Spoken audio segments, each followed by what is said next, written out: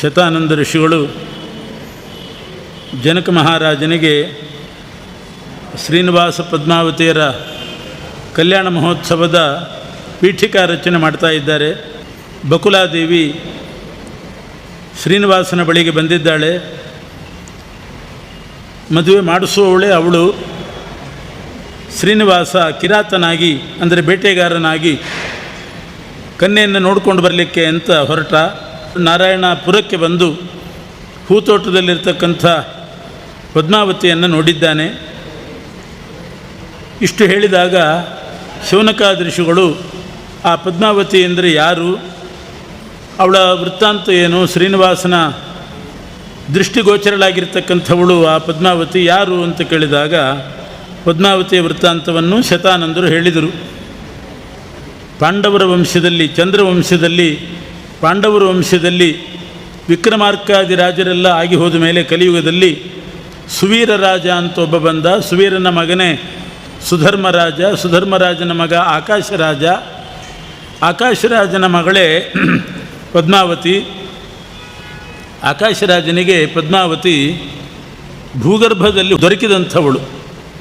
ಆಕಾಶರಾಜನಿಗೆ ಸಂತತಿ ಇರಲಿಲ್ಲ. ಬೃಹಸ್ಪತ್ಯಾಚಾರ್ಯರನ್ನ ಬರಮಾಡಿಕೊಂಡು ತನ್ನ ದುಃಖ ಹೇಳಿಕೊಂಡಾಗ ಬೃಹಸ್ಪತ್ಯಾಚಾರ್ಯರು ಒಂದು ಯಜ್ಞ ಮಾಡು ಅಂತ ಆದೇಶ ಮಾಡ್ತಾರೆ. ಆವಾಗ ಆಕಾಶರಾಜ ಯಜ್ಞ ಮಾಡ್ತಾನೆ. ಆ ಯಜ್ಞ ಮಾಡಿದ ಸ್ಥಳ ಯಾವುದು ಅಂತಂದರೆ ಆರಣಿ ನದಿ ತೀರ ಅಂತ ವ್ಯಾಖ್ಯಾನಕಾರರು ಬರೀತಾರೆ. ಆರಣಿ ಅಂತ ಒಂದು ಗ್ರಾಮವೂ ಇದೆ. ಚೋಳರಾಜನ, ಆಕಾಶರಾಜನ ಆಳ್ವಿಕೆಗೆ ಒಳಪಟ್ಟಿರ್ತಕ್ಕಂಥದ್ದು ಅದು. ಅವನ ರಾಜ್ಯದ ಕೊನೆ ಹಂತದಲ್ಲಿ, ಕೊನೆ ಭಾಗದಲ್ಲಿರ್ತಕ್ಕಂಥದ್ದೇ ಆರಣಿ ನದಿ. ಅದರ ತೀರದಲ್ಲಿ ಇವನು ಯಜ್ಞ ಮಾಡಬೇಕು ಅಂತ ಉದ್ಯುಕ್ತನಾದ ಆಕಾಶರಾಜ ನೇಗಿಲಿನಿಂದ ಭೂಶೋಧನೆ ಮಾಡುವಾಗ ಆ ಭೂಮಿಯಲ್ಲಿ ಒಂದು ಕಮಲ ಕಾಣಿಸ್ತು. ಆ ಕಮಲದಲ್ಲಿ ಪದ್ಮಾವತಿ ದೊರೆತಿದ್ದಾಳೆ, ಒಂದು ಹೆಣ್ಣು ಕೂಸು. ಆ ಕಮಲದಲ್ಲಿ ದೊರೆತಂಥ ಹೆಣ್ಣು ಮಗುವನ್ನು ಎತ್ತುಕೊಂಡು ಮನೆಗೆ ತಂದ. ಆಕಾಶರಾಜ ಆ ಕನ್ಯೆಯನ್ನು ತಂದ ಪುಣ್ಯದಿಂದ, ಆ ಕನ್ಯೆಯ ಕಾಲ್ಗುಣದಿಂದ ಅವನ ಹೆಂಡತಿ, ಆಕಾಶರಾಜನ ಹೆಂಡತಿ ಧರಣಿದೇವಿ ಗರ್ಭಧರಿಸ್ತಾಳೆ, ಗರ್ಭಿಣಿಯಾದಳು. ಆಕಾಶರಾಜ ಯಜ್ಞವನ್ನು ಕೂಡ ಮಾಡಿದ. ಆರಂಭದಲ್ಲೇ ಹೆಣ್ಣು ಮಗು ಸಿಕ್ತು ಸಾಕು ಅಂತ ಬಿಟ್ಟು ಬರಲಿಲ್ಲ. ಸಂಕಲ್ಪ ಮಾಡಿದಂತೆ ಯಜ್ಞವನ್ನು ಕೂಡ ಮಾಡಿದ, ಮುಗಿಸಿದ. ಧರಣಿದೇವಿ ಗರ್ಭಿಣಿಯಾದಳು. ನವಮಾಸಾಂತದಲ್ಲಿ ಒಂದು ಗಂಡು ಮಗು ಹುಟ್ಟಿತು. ಮೊದಲು ಹೆಣ್ಣು ಮಗುವೂ ಸಿಕ್ತು ಭೂಗರ್ಭದಲ್ಲಿ. ಆಮೇಲೆ ಆಕಾಶರಾಜನ ಹೆಂಡತಿಯ ಗರ್ಭದಿಂದಲೇ ಒಂದು ಗಂಡು ಮಗು ಹುಟ್ಟಿತು. ಬಹಳ ಸಂತೋಷಪಟ್ಟು ಬ್ರಾಹ್ಮಣರನ್ನು ಕರೆದು ಯಥೇಚ್ಛವಾಗಿ ದಾನ ಮಾಡಿದ್ದಾನೆ. ಎಷ್ಟು ಸಂತೋಷ ಆಗಿದೆ ಆಕಾಶರಾಜನಿಗೆ ಅಂದರೆ, ರಾಜಚಿಹ್ನೆ ಅಂತ ಏನು ವಿಶೇಷವಾದದ್ದಿರ್ತದೆ ಅದನ್ನು ಬಿಟ್ಟು ಉಳಿದ ಸರ್ವಸ್ವವನ್ನೂ ದಾನ ಮಾಡಿದ್ದಂತೆ ಬ್ರಾಹ್ಮಣರಿಗೆ. ಛತ್ರ, ಚಾಮರ, ಸಿಂಹಾಸನ, ಅದು ರಾಜರಿಗೆ ಬೇಕಾದದ್ದು ಕೆಲವು ಉಳಿಸ್ಕೊಂಡು ಇನ್ನೆಲ್ಲವನ್ನೂ ಕೂಡ ದಾನ ಮಾಡಿದ್ದಾನೆ. ಆಮೇಲೆ ಬ್ರಾಹ್ಮಣರನ್ನ ಕೇಳಿದ, ಏನು ಹೆಸರಿಡೋಣ ಅಂತ ಕೇಳಿದ್ದಾನೆ. ಆಗ ಬ್ರಾಹ್ಮಣರು ಹೇಳಿದರು, ಗಂಡು ಮಗುವಿಗಂತೂ ವಸುದಾನ ಅಂತ ಹೆಸರಿಡು. ಯಾಕೆ ಅಂದರೆ ಇವನಿಂದಾಗಿ ಈ ಗಂಡು ಮಗು ಹುಟ್ಟಿದ್ದರಿಂದ ನಮಗೆ ಬೇಕಾದಷ್ಟು ವಸು ಸಂಪತ್ತು ದೊರೀತು, ವಸುದಾನ ಅಂತ ನಾಮಕರಣ ಮಾಡು. ಹೆಣ್ಣು ಮಗುವಿಗೆ ಪದ್ಮಾವತಿ ಅಂತ ಹೆಸರಿಡು. ಪದ್ಮೋದರಾಂ ಪದ್ಮಗರ್ಭಾಂ ಪದ್ಮಜಾತಾಂ ವರಾನನಾಂ. ಪದ್ಮದಲ್ಲಿ ದೊರೆತಿದ್ದಾಳೆ. ಪದ್ಮಾಯ ಅವತಾರತ್ವಾತ್. ಪದ್ಮ ಅಂದರೆ ಲಕ್ಷ್ಮೀದೇವಿ. ಲಕ್ಷ್ಮೀದೇವಿ ಅವತಾರಭೂತಳಾಗಿದ್ದಾಳೆ. ಆದ್ದರಿಂದ ಅವಳಿಗೆ ಪದ್ಮಾವತಿ ಅಂತ ನಾಮಕರಣ ಮಾಡು ಅಂತ ಬ್ರಾಹ್ಮಣರು ಸೂಚನೆ ಕೊಟ್ಟರು. ಅದರಂತೆ ಆಕಾಶರಾಜ ಇಬ್ಬರಿಗೆ ನಾಮಕರಣ ಮಾಡಿದ್ದಾನೆ, ಪದ್ಮಾವತಿ, ವಸುದಾನ ಅಂತ. ಹೀಗೆ ಸೂತ ಪುರಾಣಿಕರು ಶೌನಕಾದಿ ಋಷಿಗಳಿಗೆ ಆ ಪದ್ಮಾವತಿಯ ವೃತ್ತಾಂತವನ್ನು ಹೇಳಿದರು. ಚಂದ್ರವಂಶದ ಕನ್ಯೆ ಆಕಾಶರಾಜನ ಮಗಳು ಪದ್ಮಾವತಿ. ಅವಳೇನೆ ಬೆಳೆದು ದೊಡ್ಡವಳಾದ ಮೇಲೆ ಗೆಳತಿಯರ ಜೊತೆಗೆ ಹೂ ತರಬೇಕು ಅಂತ ಹೇಳಿ ಪುಷ್ಪೋದ್ಯಾನಕ್ಕೆ ಬಂದಿದ್ದಾಳೆ. ಬ್ರಾಹ್ಮಣರು ಆಕಾಶರಾಜನಿಗೆ ಸೂಚನೆ ಕೊಡುವಾಗ ಇದೇ ಮಾತೇ ಹೇಳ್ತಾರೆ ಬ್ರಾಹ್ಮಣರು. ಆಕಾಶರಾಜ ತನ್ನ ಮಗಳಿಗೆ ಪದ್ಮಾವತಿ ಅಂತ ನಾಮಕರಣ ಮಾಡಿದ. ಪದ್ಮಾಯಾ ಅವತಾರತ್ವಾತ್. ಪದ್ಮಾದೇವಿಯ ಅವತಾರಭೂತಳಾದ್ದರಿಂದ ಅಂತಂದರೆ, ಪದ್ಮ ಅಂದರೆ ಲಕ್ಷ್ಮೀದೇವಿ, ಲಕ್ಷ್ಮಿಯ ಅವತಾರ ಅಂತ ಸ್ಪಷ್ಟವಾಗಿದೆ. ಆದ್ದರಿಂದ ಪದ್ಮಾವತಿ ಅಂತ ನಾಮಕರಣ ಆಯಿತು. ವರ್ಧಮಾನೌ ಸುತೌ ದೃಷ್ಟ ರಾಜ ಸಂತೋಷಮಾಗತಃ. ಆಮೇಲೆ ಅವರಿಬ್ಬರು ಬೆಳೀತಾ ಬಂದರು, ಸಂತೋಷಪಟ್ಟಿದ್ದ. ಅದೇ ಪದ್ಮಾವತಿಯೇ ನಾರಾಯಣಪುರದ ಹೂತೋಟಕ್ಕೆ ಹೂ ತರಲಿಕ್ಕೆ ಅಂತ ಗೆಳತಿಯರ ಜೊತೆಗೆ ಬಂದಿದ್ದಾಳೆ. ಶ್ರೀನಿವಾಸ ನೋಡಿದ್ದು ಈ ಪದ್ಮಾವತಿಯನ್ನು. ಆನೆ ಪ್ರಸಂಗದಿಂದ ಬಂದವನು ಆನೆ ಮಾಯವಾದ ಮೇಲೆ, ಅದು ಕಣ್ಣು ತಪ್ಪಿಸ್ಕೊಂಡು ಹೋದ ಮೇಲೆ ಪದ್ಮಾವತಿ ಕಣ್ಣಿಗೆ ಬಿದ್ದಲು. ಇದೇ ಪದ್ಮಾವತಿ ವೃತ್ತಾಂತ ಅಂತ ಸೂತ ಪುರಾಣಿಕರು ಹೇಳಿದರು. ಆ ಪದ್ಮಾವತಿ ಹೂತೋಟದಲ್ಲಿರುವಾಗ ಶ್ರೀನಿವಾಸನ ದೃಷ್ಟಿಗೋಚರಳಾಗೋದಕ್ಕಿಂತ ಮುಂಚೆನೇ ನಾರದರು ಬಂದು ಅವಳಿಗೆ ಭವಿಷ್ಯ ಹೇಳಿ ಹೋಗಿದ್ದರಂತೆ. ನಾರದ ಋಷಿಗಳು ಒಮ್ಮೆ ವೆಂಕಟಾಚಲಕ್ಕೆ ಹೋಗಿದ್ದರಂತೆ. ಶ್ರೀನಿವಾಸ ಕಿರಾತನಾಗಿ ಬಂದ, ಅದಕ್ಕೆ ಮುಂಚೆನೇ ನಾರದ ಋಷಿಗಳು ವೆಂಕಟಾಚಲಕ್ಕೆ ಹೋಗಿದ್ದರು. ಅಲ್ಲಿ ಹುತ್ತದಲ್ಲಿರ್ತಕ್ಕಂಥ ಶ್ರೀನಿವಾಸನನ್ನು ಕಂಡಿದ್ದರಂತೆ ನಾರದರು. ಕಂಡು ಮಾತಾಡಿಸಿದಾಗ ಏನು ಹೇಗಿದ್ದಿ ಏನು ಅಂತ ಕೇಳಿದರೆ ಶ್ರೀನಿವಾಸ ಸಿಟ್ಟಾಗಿ ನಾರದರಿಗೆ ಬೈದನಂತೆ. ಎಲ್ಲ ನೀವೇ ಮಾಡಿದ ಅನರ್ಥ, ಹೇಗಿದ್ದಿ ಅಂತ ಕೇಳ್ತಾ ಇದ್ದೀರಿ. ಇವಾಗ ನೀವು ತಾನೇ ಆ ಭೃಗು ಋಷಿಗಳನ್ನು ಕಳಿಸಿ ತ್ರಿದೇವತಾ ಪರೀಕ್ಷೆ ಮಾಡಿಸಿ ಆ ಲಕ್ಷ್ಮೀದೇವಿ ಸಿಟ್ಟಾಗಿ ಕೊಲ್ಲಾಪುರಕ್ಕೆ ಹೋದದ್ದು, ಎಲ್ಲದಕ್ಕೂ ನೀವೇ ಕಾರಣ. ನಿಮ್ಮಿಂದಲೇ ಹೀಗಾಯಿತು. ಯಜ್ಞವನ್ನು ಯಾರಿಗೆ ಸಮರ್ಪಣೆ ಮಾಡ್ತೀರಿ ಅಂತ ಕೇಳಿದ್ರಿ. ಅದಕ್ಕೆ ಭೃಗು ಋಷಿಗಳು ಪರೀಕ್ಷೆ ಮಾಡಲಿಕ್ಕೆ ಬಂದರು. ನನಗೆ ಒದ್ದರು. ಆ ಏಟು ಲಕ್ಷ್ಮೀದೇವಿಗೆ ಬಿತ್ತಂತೆ. ಆದ್ದರಿಂದ ಲಕ್ಷ್ಮೀದೇವಿ ಕೊಲ್ಲಾಪುರಕ್ಕೆ ಹೋದಲು. ನಾನಿಲ್ಲಿ ಬಂದು ತಲೆ ಒಡಿಸ್ಕೊಂಡು 10,000 ವರ್ಷದಿಂದ ಇಲ್ಲಿದ್ದೆ. ಆಮೇಲೆ ತಲೆ ಒಡಿತು, ಈಗ ಉಪಚಾರ ಮಾಡಿಕೊಂಡು ಇಲ್ಲಿದ್ದೀನಿ. ಹೇಗಿದ್ದಿ ಅಂತ ಕೇಳ್ತಿದ್ದೀರಲ್ಲ ಅಂತ ಸ್ವಲ್ಪ ಸಿಟ್ಟಾಗಿ ಪರಮಾತ್ಮ ಹೇಳಿದನಂತೆ. ಆಗ ನಾರದರು, ನೀನೇನು ಯೋಚನೆ ಮಾಡಬೇಡ, ನಾನು ಪದ್ಮಾವತಿಯ ಸಮಾಗಮ ಮಾಡಿಸ್ತೇನೆ ಅಂತ ಸಮಾಧಾನ ಮಾಡಿ ನಾರದ ಋಷಿಗಳು ಇಲ್ಲಿಗೆ ಬಂದಿದ್ದಾರೆ ನಾರಾಯಣಪುರಕ್ಕೆ. ಅಲ್ಲಿ ಪದ್ಮಾವತಿ ಹೂತೋಟದಲ್ಲಿದ್ಲು. ವೃದ್ಧರಾಗಿ ನಾರದ ಋಷಿಗಳು ಅಲ್ಲಿಗೆ ಬಂದು ಆ ಪದ್ಮಾವತಿಯ ಲಕ್ಷಣವನ್ನು ನೋಡಿ, ಅವಳ ಮುಖ ನೋಡಿ, ಅವಳನ್ನು ಪರೀಕ್ಷೆ ಮಾಡಿ, ನಿನಗೆ ಸಾಕ್ಷಾತ್ ರಮಾಪತಿಯೇ ಗಂಡನಾಗ್ತಾನೆ, ಪತಿಯಾಗ್ತಾನೆ, ನೀನು ಧನ್ಯಳು ಅಂತ ಭವಿಷ್ಯ ಹೇಳಿ ಹೋಗಿದ್ದಾರಂತೆ. ತ್ರಿಲೋಕಾಧಿಪತಿಯಾದ ರಮಾಪತಿ ನಿನ್ನ ಪತಿಯಾಗ್ತಾನೆ. ಯಾಕೆ ಅಂದರೆ ಪಾಣಿ ಪದ್ಮದಲಾಕಾರವು, ನಿನ್ನ ಅಂಗೈಗಳು ಪದ್ಮದಲಾಕಾರವಾಗಿದೆ. ನಿನ್ನ ಪಾದದಲ್ಲಿ ಅಂಗಾಲಿನಲ್ಲಿ ಸ್ವಸ್ತಿಕಾ ಚಿಹ್ನೆ ಇದೆ. ಅಂಗಾಲಿನಲ್ಲಿ ರೇಖೆಗಳಿರ್ತದೆ. ಸ್ವಸ್ತಿಕಾ ರೇಖೆ ಇದ್ದರೆ ಬಹಳ ಶುಭ. ಉನ್ನತ ಸ್ಥಾನದಲ್ಲಿರ್ತಕ್ಕಂಥವನು ಪತಿಯಾಗ್ತಾನೆ ಅಂತ ಉಂಟು. ಅದರಿಂದ ನಿನ್ನ ಪಾದದಲ್ಲಿ ಸ್ವಸ್ತಿಕಾ ಚಿಹ್ನೆ ಇದೆ. ಮುಖಂ ಚಂದ್ರ ಸಮಾಕಾರಂ, ಮುಖ ಚಂದ್ರನಂತೆ ಇದೆ. ಕಣ್ಣು ಕಮಲದ ಮೊಗ್ಗಿನಂತೆ ಇದೆ. ತಿಲಪುಷ್ಪದಂತೆ ನಿನ್ನ ನಾಸಿಕ. ಹೀಗೆಲ್ಲ ಕಪೋಲಗಳು ಕನ್ನಡಿಯಂತೆ ಇದ್ದಾವೆ. ನಿನ್ನ ಹುಬ್ಬುಗಳು ಬಿಲ್ಲಿನಂತೆ, ವಕ್ರವಾಗಿ ಬಿಲ್ಲಿನಂತೆ ಇದೆ. ನಿನ್ನ ಹಲ್ಲುಗಳು ದಾಳಿಂಬೆ ಬೀಜದಂತೆ ಇದೆ. ಇವೆಲ್ಲ ಲಕ್ಷಣಗಳನ್ನು ಹೇಳಿ ವರ್ಣನೆ ಮಾಡಿ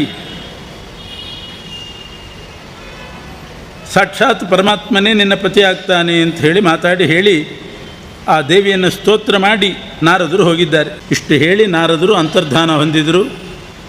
ಕಮಲೋದ್ಭವಳಾದ ರಮಾದೇವಿಯ ಸ್ತೋತ್ರ ಮಾಡಿ ಅಂತಾರೆ ವ್ಯಾಸರು. ಆದ್ದರಿಂದ ಪದ್ಮಾವತಿ ಸಾಕ್ಷಾತ್ ರಮಾದೇವಿಯ ಅವತಾರ ಅಂತ ಇದರಿಂದಲೂ ಸಿದ್ಧ ಆಗ್ತದೆ. ಕಮಲೋದ್ಭವಳಾದ ರಮಾದೇವಿಯ ಸ್ತೋತ್ರ ಮಾಡಿ ಶೇಷಾಚಲಕ್ಕೆ ನಾರದರು ಹೋದರು. ಆಮೇಲೆ ಶ್ರೀನಿವಾಸ ಕುದುರೆ ಮೇಲೆ ಕೂತ್ಕೊಂಡು ಮುಂದೆ ಬರ್ತಾ ಇದ್ದಾನೆ.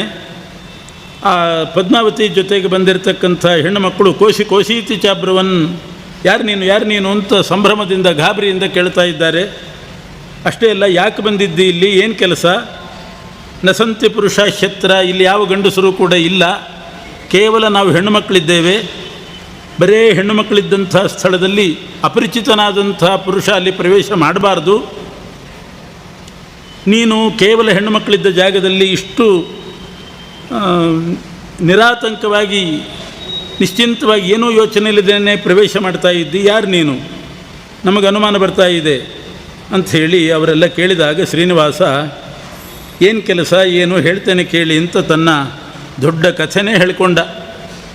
ನಾನು ಬಂದದ್ದು ಮುಖ್ಯವಾಗಿ ಕನ್ಯೆ ನೋಡಲಿಕ್ಕೆ, ಮದುವೆ ಮಾಡಿಕೊಳ್ಬೇಕಾಗಿದೆ ನನಗೆ, ಅದಕ್ಕೋಸ್ಕರ ಕನ್ಯಾ ನೋಡಿಕೊಂಡು ಹೋಗೋಣ ಅಂತ ಕುದುರೆ ಮೇಲೆ ಅಡ್ಡಾಡ್ತಾ ಬಂದಿದ್ದೀನಿ. ಕನ್ಯಾವೇಕ್ಷ ಮುಖ್ಯ ಕಾರ್ಯಂ, ಕನ್ಯೆಯನ್ನು ನೋಡಬೇಕು ಅಂತ ಬಂದಿದ್ದೇನೆ. ನನ್ನ ಕುಲ ಚಂದ್ರಕುಲ, ಚಂದ್ರವಂಶಕ್ಕೆ ಸೇರಿದವನು ನಾನು. ತಂದೆ ವಸುದೇವ, ತಾಯಿ ದೇವಕೀ ದೇವಿ, ನನಗೊಬ್ಬ ಅಣ್ಣ ಇದ್ದಾನೆ, ಶ್ವೇತಕೇಶ ಅಂತ ಅವನನ್ನು ಕರೀತಾರೆ. ಶ್ವೇತಕೇಶ ಅಂದರೆ ಬಲರಾಮ. ಪರಮಾತ್ಮ, ಮೂಲ ರೂಪಿಯಾದ ಪರಮಾತ್ಮ ತನ್ನ 2 ಕೂದಲನ್ನು ತೆಗೆದು ಕೆಳಗೆ ಹಾಕಿದನಂತೆ. ಒಂದು ಶ್ವೇತಕೇಶ, ಇನ್ನೊಂದು ಕೃಷ್ಣಕೇಶ. ಆ ಕೃಷ್ಣಕೇಶವೇ ಕೃಷ್ಣಾವತಾರ ಆಯಿತು, ಶ್ವೇತಕೇಶವೇ ಶೇಷಾವತಾರಿಯಾದ ಬಲರಾಮನಲ್ಲಿ ಪ್ರವೇಶ ಆಯಿತು. ಹೀಗೆ ಶ್ವೇತಕೇಶದ ಆವೇಶ ಬಲರಾಮನಲ್ಲಿ. ಆ ಕೇಶಕ್ಕೆ ಅಷ್ಟು ಶಕ್ತಿ. ಕೃಷ್ಣ ಅಂದರೆ ಒಂದು ಕೇಶದ ಅವತಾರ ಅಷ್ಟೇ, ಒಂದು ತಲೆ ಕೂದಲಿನ ಅವತಾರ. ಈ ರೀತಿ ನನಗೊಬ್ಬ ಅಣ್ಣ ಇದ್ದಾನೆ, ಅವನು ಬಲರಾಮ. ತಂದೆ ತಾಯಿಗಳು ವಸುದೇವ ದೇವಿಕೆಯರು. ಒಬ್ಬ ತಂಗಿ ಇದ್ದಾಳೆ ಸುಭದ್ರೆ, ಮದುವೆ ಆಗಿದೆ. ಅರ್ಜುನ ಮದುವೆ ಮಾಡಿಕೊಂಡಿದ್ದಾನೆ. ಆದ್ದರಿಂದ ಪಾಂಡವರೆಲ್ಲ ನನ್ನ ಬಂಧುಗಳಾಗಬೇಕು. ನನ್ನ ನನಗಿಂತ ಮುಂಚೆ ನಮ್ಮ ತಾಯಿಗೆ 6 ಮಕ್ಕಳು ಹುಟ್ಟಿದ್ರು. ಅವರಿಗೆಲ್ಲ ಹೆಸರಿಟ್ಟಾಗಿತ್ತು. ನಾಮಕರಣ ಆದ ಕೂಡಲೇ ಕಂಸ ಬಂದು ಕೊಂದು ಹಾಕಿದ್ದಾನೆ. ಅವರಿಗೆಲ್ಲ ನಾಮಕರಣ ಆಗಿತ್ತಂತೆ. ಹರಿವಂಶದಲ್ಲಿ ಆ ಹೆಸರುಗಳನ್ನು ಉಲ್ಲೇಖ ಮಾಡ್ತಾರೆ. ಭಾಗವತದಲ್ಲಿ ಒಂದು ಹೆಸರು ಉಲ್ಲೇಖ ಮಾಡಿದ್ದಾರೆ, ಕೀರ್ತಿಮಂತ ಅಂತ ಮೊದಲನೇವನಂತೆ. 6 ಮಕ್ಕಳಲ್ಲಿ ಕೀರ್ತಿಮಂತಂ ಪ್ರಥಮಜಂ ಪುತ್ರಾಯ ಆನಕದುಂದುಭಿ ಅಂತ ಹೇಳ್ತಾರೆ. ಕಂಸಾಯ ಆನಕದುಂದುಭಿ. ಆನಕದುಂದುಭಿ ವಸುದೇವ ಕೀರ್ತಿಮಂತ ಅನ್ನೋ ಮಗನನ್ನು ಕಂಸನಿಗೆ ಅರ್ಪಣೆ ಮಾಡಿದ. ಅದೇ ರೀತಿ 6 ಮಕ್ಕಳು, ಅವ್ರನ್ನ ಕಂಸ ಕೊಂದಿದ್ದಾನೆ. 7ನೇದ್ದು ಗರ್ಭಸ್ರಾವ ಅಂತಾಯಿತು. 8ನೇದ್ದಾಗಿ ನಾನು ಹುಟ್ಟಿದ್ದೇನೆ. ನಾನು ಹುಟ್ಟಿದ್ದು ಕೃಷ್ಣ ಪಕ್ಷದಲ್ಲಿ, ಅಷ್ಟಮಿ ದಿವಸ ಹುಟ್ಟಿದ್ದೇನೆ. ನಮ್ಮ ತಾಯಿ ಕೃಷ್ಣವರ್ಣೋಪೇತಳು, ತಾಯಿ ಕಪ್ಪು ಬಣ್ಣ, ನಾನೂ ಕೂಡ ಕಪ್ಪು. ಆದ್ದರಿಂದ ನನಗೆ ಕೃಷ್ಣ ಅಂತ ನಾಮಕರಣ ಮಾಡಿದ್ದಾರೆ. ನಾಮತೋ ವರ್ಣತಶ್ಚಾಹಂ, ನಾಮವೂ ಕೃಷ್ಣ, ವರ್ಣವೂ ಕೃಷ್ಣ. ಕೃಷ್ಣ ಪಕ್ಷೇ ಜನಿರ್ಮಮ, ಕೃಷ್ಣ ಪಕ್ಷದಲ್ಲಿ ಬೇರೆ ಹುಟ್ಟಿದ್ದೇನೆ. ಇವೆಲ್ಲ ವೃತ್ತಾಂತವನ್ನು ಹೇಳಿ, ಯುಷ್ಮಾಕಂ ವಾಚ್ಯತಾಂ ವಾರ್ತಾ, ನಿಮ್ಮ ವೃತ್ತಾಂತ ಹೇಳ್ರಿ ಅಂತ ಕೇಳಿದಾಗ, ಪದ್ಮಾವತಿ ಮಿತಭಾಷಿಣಿ, ಸಾಧಾರಣ ಹೆಣ್ಣು ಮಕ್ಕಳು ಮಿತಭಾಷಿಯಾಗಿರಬೇಕಂತ.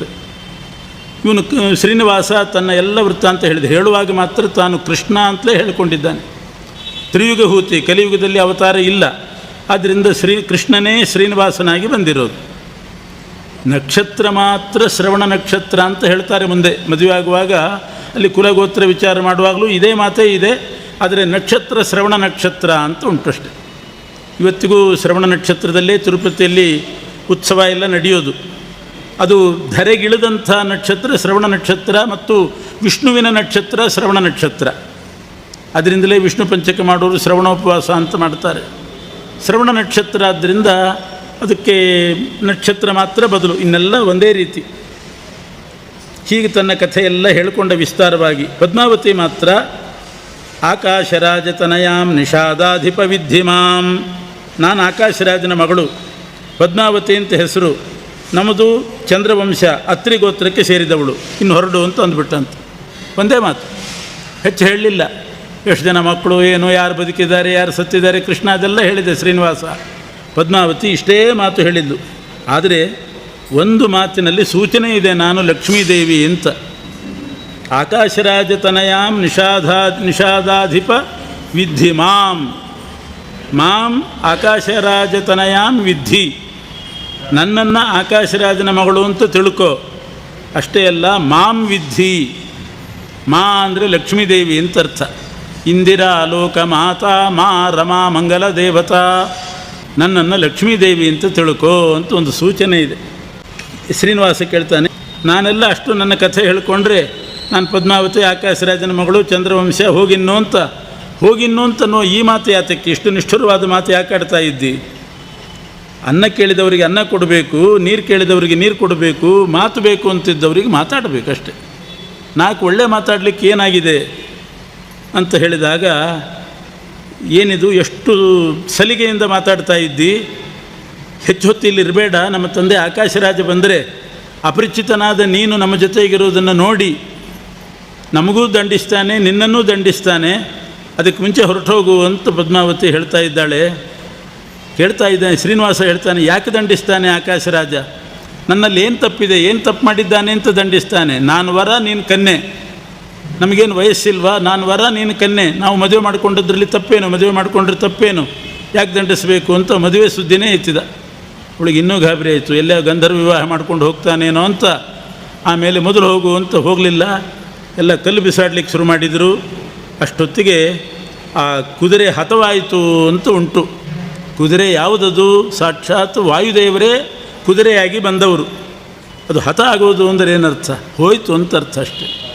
ಪ್ರಾಣ ಹೋದದ್ದಲ್ಲ, ಕುದುರೆ ಹೋಯ್ತಂತೆ, ಓಡಿ ಹೋಯ್ತಂತೆ. ಕಲ್ಲು ಬಿಸಾಡಲಿಕ್ಕೆ ಶುರು ಮಾಡಿದರು, ಕುದುರೆ ಓಡಿ ಹೋಯಿತು. ಹನ ಹಿಂಸಾ ಗತ್ಯೋಹೋ ಅಂತ ಧಾತು. ಹನಧಾತುವಿಗೆ ಎರಡರ್ಥ. ಹತಾಶ್ವ ಶ್ರೀನಿವಾಸಸ್ತು ಅಂತ ಬರ್ತದೆ. ಸತ್ತು ಹೋದ ಕುದುರೆ ಉಳ್ಳವನು ಅಂತ ಅರ್ಥ ಅಲ್ಲ, ಹೋದ ಕುದುರೆ ಉಳ್ಳವನು. ಕುದುರೆ ಓಡಿ ಹೋಯ್ತಷ್ಟೆ. ಹನ ಹಿಂಸಾ ಗತ್ಯೋಹೋ. ಹನಧಾತುವಿಗೆ ಹಿಂಸಾ ಅಂತಲೂ ಅರ್ಥ ಇದೆ, ಗತಿ ಅಂತಲೂ ಅರ್ಥ ಇದೆ, ಜ್ಞಾನ ಅಂತಲೂ ಅರ್ಥ ಇದೆ. ಆದ್ದರಿಂದ ಕುದುರೆ ಹತವಾಯಿತು ಅಂತಂದರೆ ಓಡಿ ಹೋಯಿತು ಕುದುರೆ. ಶ್ರೀನಿವಾಸ ತಾನು ಕೂಡ ಅಲ್ಲಿಂದ ಹೊರಟ. ಯಾಕೋ ಕಾಲ ಸರಿಯಾಗಿಲ್ಲ, ಸಮಯ ಸರಿಯಾಗಿಲ್ಲ ಅಂತ ಹೇಳಿ ಅಲ್ಲಿಂದ ನಡ್ಕೊಂಡು ಬೆಟ್ಟ ಏರಿ ಬಂದು ಆ ತಿಂತ್ರಿಣಿ ವೃಕ್ಷದ ಬುಡದಲ್ಲಿರುವ ಹುತ್ತದಲ್ಲಿ ಮಲಗಿಬಿಟ್ಟ. ಹೊದ್ಕೊಂಡು ಮಲ್ಕೊಂಡಿದ್ದಾನೆ. ಮುಖನೂ ಮುಚ್ಚಿಕೊಂಡು ಹೊದ್ಕೊಂಡು ಮಲ್ಕೊಂಡಿದ್ದಾನೆ. ಒಳಗಡೆಯಿಂದ ಅಳುವ ಶಬ್ದ ಕೇಳ್ತಾ ಇದೆ. ಕಣ್ಣೀರು ಹಾಕ್ತಾ ಇದ್ದಾನೆ, ನಿಟ್ಟುಸಿರು ಬಿಡ್ತಿದ್ದಾನೆ, ಅಳುವ ಶಬ್ದ. ಆ ಹೊತ್ತಿಗೆ ಸರಿಯಾಗಿ ಬಕುಲಾದೇವಿ ಬಂದಳು, ಅಡಿಗೆ ಸಿದ್ಧಪಡಿಸ್ಕೊಂಡು ಬಂದಳು. ಬೇಟೆಗೆ ಹೋಗಿದ್ದ ಶ್ರೀನಿವಾಸ ಆಯಾಸಪಟ್ಟು ಬಂದಿರ್ತಾನೆ ಅಂತ ಅವತ್ತು ವಿಶೇಷವಾಗಿ ಷಡ್ವಿಧ ಅನ್ನವನ್ನು ತಯಾರು ಮಾಡಿಕೊಂಡು ಬಂದಲಂತೆ. ಷಡ್ವಿಧ ಅನ್ನ ಅಂತ ಬಹಳ ಪ್ರಸಿದ್ಧವಾದದ್ದುಂಟು. ಷಡ್ವಿಧ ಅನ್ನ ಅಂದರೆ ಪರಮಾನ್ನ, ಹರಿದ್ರ ಅನ್ನ ಅಂತ ಇನ್ನೊಂದು, ದದ್ದೆ ಅನ್ನ, ಅದು ಮೊಸರನ್ನ ಎಲ್ಲರಿಗೂ ಗೊತ್ತಿದೆ. ಕೃಸರೋದನ ಅಂತ ಎಳ್ಳು ಹಾಕಿ ಮಾಡ್ತಕ್ಕಂಥದ್ದು ಒಂದು ಕೃಸರೋದನ ಅಂತ ಒಂದಿದೆ. ಚಿತ್ರಾನ್ನ ಇದ್ದಾಗಿರ್ತದೆ, ಅದೇ ಬಹುಶಃ ಪುಳಿಯೋಗರೆ ಇರಬೇಕು. ಪರಮಾನ್ನ, ಹರಿದ್ರಾನ್ನ, ದದ್ದೆನ್ನ, ಕೃಸರೋದನ, ಗುಡೋದನ ಅಂತ ಬೆಲ್ಲ ಹಾಕಿ ಬೇಯಿಸಿ ಅನ್ನ ಮಾಡ್ತಾರೆ. ಅದು ದುರ್ಗಾದೇವಿಗೆ ಬಹಳ ವಿಶೇಷವಾದಂಥದ್ದು. ದುರ್ಗಾ ಪೂಜೆ, ದುರ್ಗಾ ನಮಸ್ಕಾರ, ದುರ್ಗಾಷ್ಟಮಿ ದಿವಸ ಗುಡೋದನ ಅಂತ ಮಾಡೋದುಂಟು. ಇನ್ನೊಂದು ಮುದ್ಗಾ ಅನ್ನ ಅಂತ ಮತ್ತೊಂದು, ಅದು ಹುಗ್ಗಿ. ಮುದ್ಗಾ ಅನ್ನ ಅಂದರೆ ಹುಗ್ಗಿ. ಹೀಗೆ 6 ವಿಧವಾದ ಅನ್ನವನ್ನು ಮಾಡಿಕೊಂಡು ಬಕುಲಾದೇವಿ ಬಂದಿದ್ದಾಳೆ. ಅದರ ಜೊತೆಗೆ ಇದು ತವ್ವೆ, ಗೊಜ್ಜು ಇವೆಲ್ಲ ಸಿದ್ಧಪಡಿಸ್ಕೊಂಡು ಬಂದಿದ್ದಾಳೆ. ಭಕ್ತಿಯಿಂದ ಎಬ್ಬಿಸ್ತಾ ಇದ್ದಾಳೆ. ಇವನು ನೋಡಿದರೆ ಕಣ್ಣೀರು ಹಾಕಿ ಅಳ್ತಾ ಇದ್ದಾನೆ. ಮಾತಾಡ್ತಾ ಇಲ್ಲ, ಮಾತಾಡಿಸಿದರೆ ಮಾತಾಡ್ತಾ ಇಲ್ಲ, ಹೊದ್ಕೊಂಡು ಮಲ್ಕೋತಾ ಇದ್ದಾನೆ. ಬಕುಲಾದೇವಿ ಎಬ್ಬಿಸಿದ್ಲು. ಉತ್ತಿಷ್ಠೋತ್ತಿಷ್ಠ ಗೋವಿಂದ ಕಿಂಶೇಷೇ ಪುರುಷೋತ್ತಮ. ಯಾಕೆ ಮಲ್ಕೊಂಡಿದ್ದಿ? ಎದ್ದೇಳು. ಎಂದೂ ನೀನು ಹಗಲು ಹೊತ್ತು ಮಲಗಿದವನಲ್ಲ, ಎಂದೂ ಹಗಲು ಮಲಗಿದವನಲ್ಲ, ಅತ್ತವನಲ್ಲ. ಇವತ್ತು ಯಾಕೆ ಇಷ್ಟು ಬಹಳ ದುಃಖಪಟ್ಟವನಂತೆ ಕಾಣ್ತಾ ಇದ್ದಿ? ಭೋಕ್ತುಮಾಗಚ್ಚ ಮಾಧವ, ಊಟ ಮಾಡಲಿಕ್ಕೆ ಬಾ, ಎದ್ದೇಳು, ಊಟ ಮಾಡು ಅಂತ ಎಷ್ಟು ಪರಿ ಕೇಳಿದರೂ ಕೂಡ ಮಾತಾಡ್ತಾ ಇಲ್ಲ. ಬಕುಲಾದೇವಿಗೆ ಅನುಮಾನ ಬಂತು. ಬೇಟೆ ಆಡಲಿಕ್ಕೆ ಹೋದಾಗ ಕಾಡಿನಲ್ಲಿ ಬೇರೆ ಸುತ್ತಾಡಿದ್ದಾನೆ. ಯಾವುದೋ ಭೂತ ಪ್ರೇತ ಪಿಶಾಚಿ ಮೈಯಲ್ಲಿ ಹೋಯ್ತೋ ಏನೋ. ನಿನ್ನ ಮೈಯಲ್ಲಿ ಏನು ಪ್ರವೇಶ ಆಗಿದೆ? ಗಾಳಿ ಬಡಿತಾ ಅಂತ ಕೇಳ್ತಾ ಇದ್ದಾಳಂತ. ಗಾಳಿ ಬಡಿಯೋದು ಅಂತ ಹೇಳ್ತಿರ್ತಾರೆ. ಗಾಳಿ ಬಡಿಯೋದು ಅಂದರೆ ಈ ಫ್ಯಾನ್ ಗಾಳಿ ಅಲ್ಲ. ಈ ಭೂತ ಪ್ರೇತಗಳು ಮೈ ಒಳಗೆ ಪ್ರವೇಶ ಮಾಡಿದರೆ ಗಾಳಿ ಬಡಿಯೋದು ಅಂತ ಹೇಳ್ತಾರೆ. ಅದಕ್ಕೆ ವಾಯು ರೂಪದಲ್ಲಿ ಸಂಚಾರ ಮಾಡ್ತಾವಂತೆ ಪಿಶಾಚಿಗಳು. ನಿರ್ಜನ ಪ್ರದೇಶಕ್ಕೆ ಹೋದರೆ, ಮಧ್ಯಾಹ್ನ ಯಾರೂ ಇಲ್ಲದೇ ಇದ್ದಾಗ ಸಮುದ್ರ ತೀರಕ್ಕೆ ಹೋದರೆ, ಮಹಾ ಅರಣ್ಯಕ್ಕೆ ಹೋದರೆ, ಅಂಥ ಸಂದರ್ಭದಲ್ಲಿ ಗಾಳಿ ರೂಪದಲ್ಲಿ ಅಲ್ಲಿ ಸಂಚಾರ ಮಾಡುವ ಪ್ರೇತಗಳು ಮೈಯಲ್ಲಿ ಪ್ರವೇಶ ಆಗ್ತದೆ. ಹಾಗೇನಾದರೂ ಆಯಿತಾ? ಅಥವಾ ಯಾವುದಾದ್ರೂ ಘೋರ ಕ್ರೂರ ಪ್ರಾಣಿಯನ್ನೇನಾದರೂ ನೋಡಿದೆಯಾ ನೀನು? ಅಥವಾ ಯಾರಾದರೂ ಗಂಧರ್ವ ಕನ್ಯೆ, ದೇವಕನ್ಯೆ ನಿನ್ನನ್ನು ಮೋಹಗೊಳಿಸಿದ್ಲ? ಅಥವಾ ಏನಾದರೂ ದಾಟಿದೆಯಾ ನೀನು? ದಾಟೋದು ಅಂತ ಇರ್ತದೆ, ಏನೋ ಮಾಡಿ ಹಾಕಿರ್ತಾರಂತೆ. ಅದನ್ನು ಗೊತ್ತಿಲ್ಲದೆ ದಾಟಿಬಿಟ್ರೆ ಮೈಯಲ್ಲಿ ಏನೋ ಹಿಡ್ಕೋತದೆ, ಆವೇಶ ಆಗ್ತದೆ, ಈ ಥರ ಆಗ್ತದೆ, ಮಂಕು ಬಡಿತಾದೆ. ನಿನಗೇನಾದರೂ ದಾಟಿದೆಯಾ? ಯಾರಾದರೂ ಮಾಯಾಮಂತ್ರ ಮಾಡಿದ್ರಾ? ಅಥವಾ ಯಾರಾದರೂ ನಿನಗೆ ಬೇಟೆಗೆ ಹೋದಾಗ ಏನಾದರೂ ಔಷಧಿ ಹಾಕಿದ್ರಾ? ಕೆಲವು ಕಡೆ ಹಾಗೆ ಮಾಡೋದು ಉಂಟು. ಏನೋ ಹಾಲು ಅದು ಇದು ನೀರು ಕೊಡುವಾಗ ಅದರಲ್ಲಿ ಗುಳಿಗೆ ಹಾಕ್ತಾರಂತೆ. ಅದನ್ನೇನಾದರೂ ತೊಗೊಂಡು ಬಿಟ್ಟರೆ ಅವರು ಪರವಶರಾಗ್ತಾರೆ, ಮಾತಾಡೋದಿಲ್ಲ, ಮಂಕು ಬಡೀತದೆ. ಹಾಗೇನಾದರೂ ಆಯಿತಾ ಅಂತೂ ಏನೇನೋ ಅನುಮಾನ ಪಡ್ತಾ ಇದ್ದಾಳೆ. ಈ ಶ್ರೀನಿವಾಸನ ನೋಡಿ ತಲೆ ಮೇಲೆ ಕೈಯಾಡಿಸಿ ಬೆನ್ನು ಸವರಿ ಅಪಾದ ಮೌಲಿ ಪರ್ಯಂತ ಸ್ಪರ್ಶ ಮಾಡಿ ಏನಾಯಿತು ನಿನಗೆ ಅಂತ ಬೆನ್ನು ಚಪ್ಪರಿಸ್ತಾ ಇದ್ದಾಳೆ. ಆಗ ಶ್ರೀನಿವಾಸ ಹೇಳಲಿಕ್ಕೆ ಶುರು ಮಾಡಿದ, ನನ್ನನ್ನು ಯಾವ ಭೂತ ಪ್ರೇತ ಪಿಶಾಚಿ ಹೊಂತದೆ? ಭೂತ ಪ್ರೇತ ಪಿಶಾಚಾದಿ ಪೀಡಾ ತಕ್ಷಣ ಜಾಯತೆ ಅಂತ ನನ್ನ ನಾಮಕೀರ್ತನ ಮಾಡಿದರೆ ಬೆಚ್ಚಿ ಬಿದ್ದು ಓಡಿ ಹೋಗ್ತಾವೆ ಭೂತ ಪ್ರೇತಗಳು. ಅದ್ಯಾವುದೂ ಇಲ್ಲ.